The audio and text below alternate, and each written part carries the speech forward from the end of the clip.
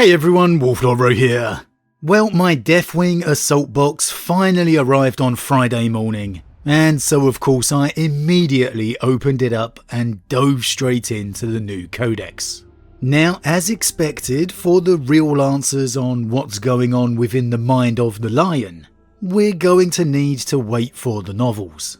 However, there was certainly plenty of new information unveiled to how the Unforgiven and the Dark Angels in particular are adjusting to their Primarch's return.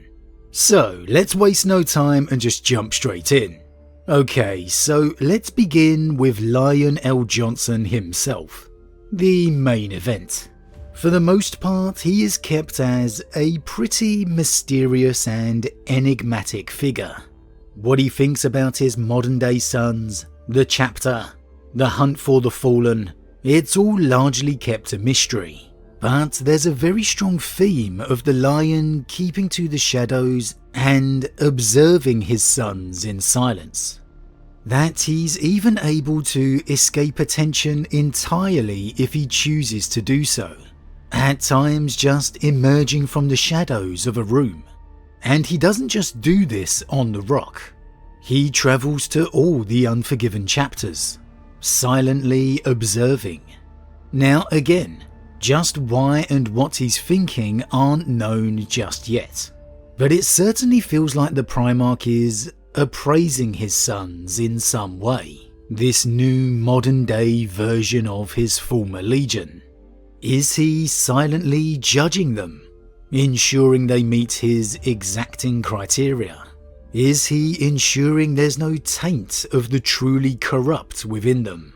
Or is he simply watching and learning, as a commander can only be at his best if he truly knows his soldiers? Who knows? At this point, as I said, the answers to what's going on in the Lion's mind are very much still a mystery. Now, what's interesting is that mention of him travelling to all the Unforgiven chapters, and he's very much leading them in battle too, not simply observing and watching silently from the shadows. So, very similar to what we have seen with Guilliman, the Lion clearly still classes all his sons, successor chapter alike, as his, the Legion of old, so to speak. However, that said, it's clearly stated L. Johnson, unlike his brother Guilliman, apparently has no visible intention to assemble large crusades. So the Unforgiven, you'd assume, are still doing their thing very much apart. And I am a little surprised at this. I get it from a practicality and story standpoint. I mean, L. Johnson charging around at the head of a reformed Dark Angels Legion is maybe too much of a game changer. However, I've always felt L. Johnson would essentially use the Unforgiven as that Legion, as his Legion of old. So I'm very curious to see his thoughts and intents with this when we get to the next novel.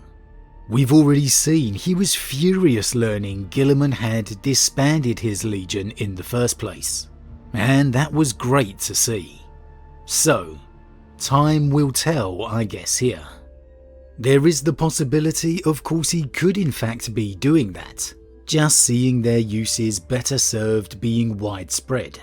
We know he has returned within Imperium Nihilus, for example, and chaos is everywhere.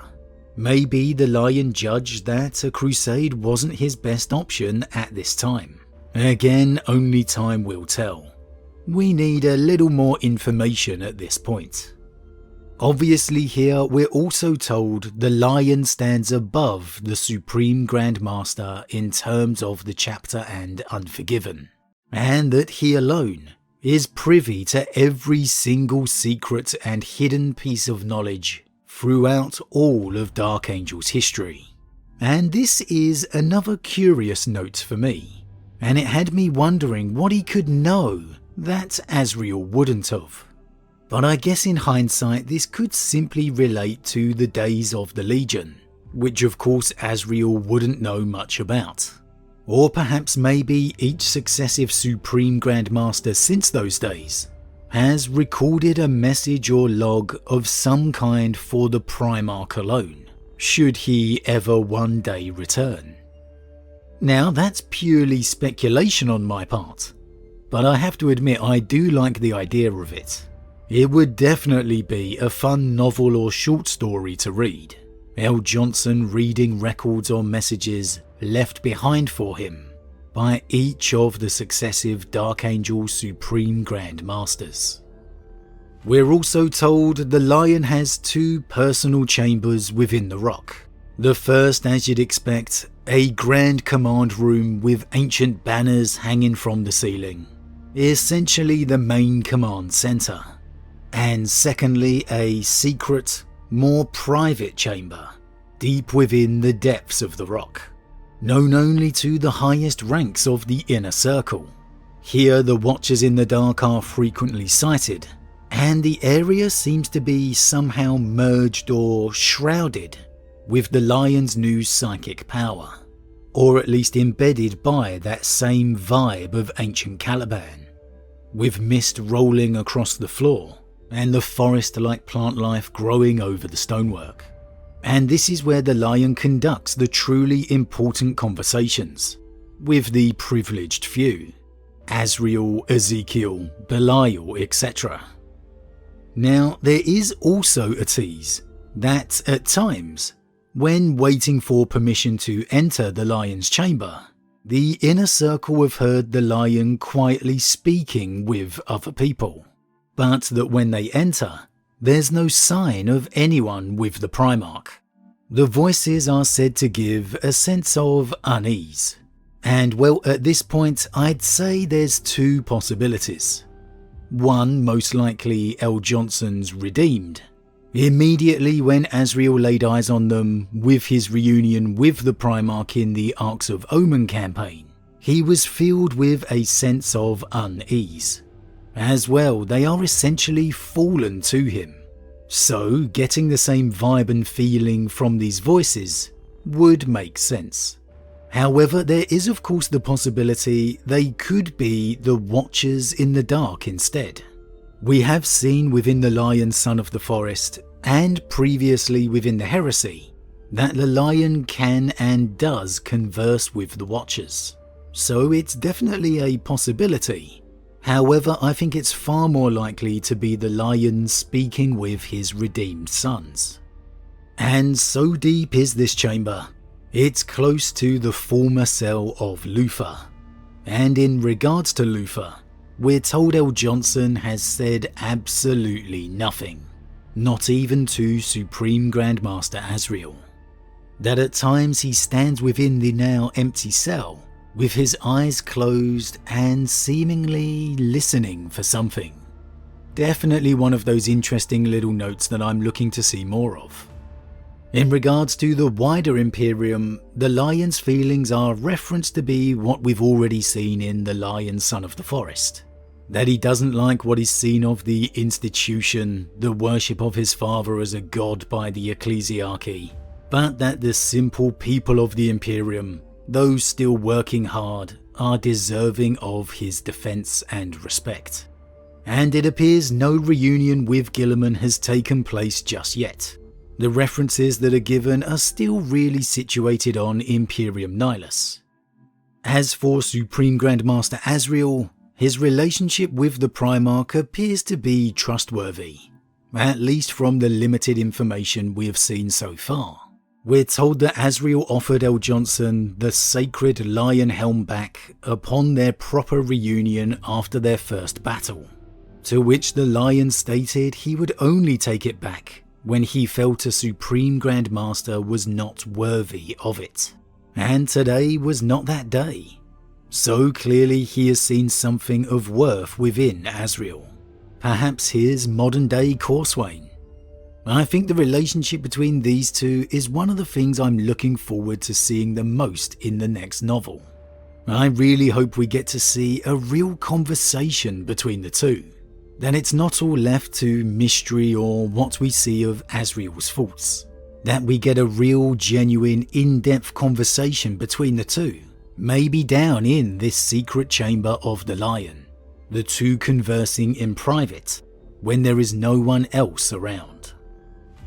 Now the hunt for the Fallen continues, just as before, full interrogation and torture still included, which may surprise some people, given the Lion realizing that not all those on Caliban had truly turned against him, a lot simply oblivious to Luther's intent, and were just defending themselves during the Primarch's assault, believing he had turned against them. However, in this vein, there are times now the Lion will enter the interrogation chamber and call the proceedings to a halt, ordering the chaplains out to speak with the Fallen.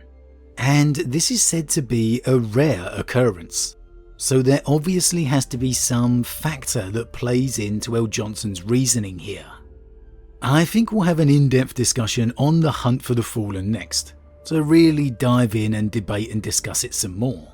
But sometimes after long hours, the Lion will sadly tell his men to continue the interrogation, and sometimes he'll open the door with the Fallen seemingly having vanished.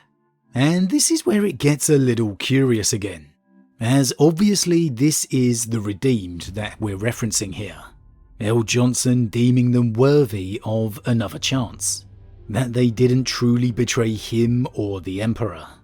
And it says only the highest of ranks may truly know what happens to the disappeared Fallen. Again, we're talking senior command. Azrael, Ezekiel, probably Belial, and I'd assume Saphon. However, it then states even they have suspicions on what they think they know, and that even Azrael doesn't know how or why L. Johnson makes the decisions he does. Maybe simply reaffirming that strong secret and mystery theme throughout here. Or maybe L. Johnson is somehow not revealing the full truth to any of his modern day sons.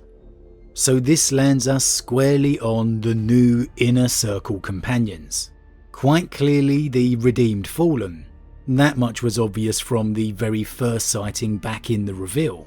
However, unfortunately, we get less information on them here than everything else. Really nothing more than we already know from the reveal back on Christmas Day.